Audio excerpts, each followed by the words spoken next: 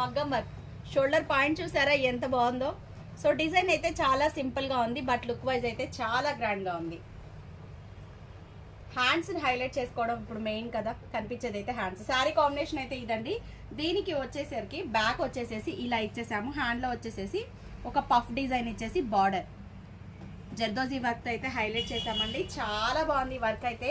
Next one వచ్చేసేసి ఎన్ని works అని ఎక్కడని వెతుకుతాం. శారీలో ఉన్న ఫ్లవర్ని ఏదైతే ఉందో ఆ ఫ్లవర్ని యాజ్ టీజ్గా మనం హ్యాండ్ ఎడ్జ్లో డిజైన్ చేసేసాం. బాగుంది కదా ఫ్లవర్ అయితే.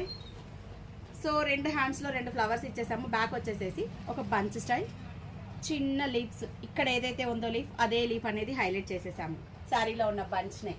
నెక్స్ట్ వన్ వచ్చేసేసి మిషన్ వర్క్ మగ్గం టచ్ అండి. ఇవన్నీ ఫ్రెండ్లీ బడ్జెట్ వర్క్స్ అని చెప్పొచ్చు. హెవీగా కనిపిస్తాయి బట్ బడ్జెట్ కాస్ట్లో వస్తాయి. 3500 ఛార్జ్ చేసాము.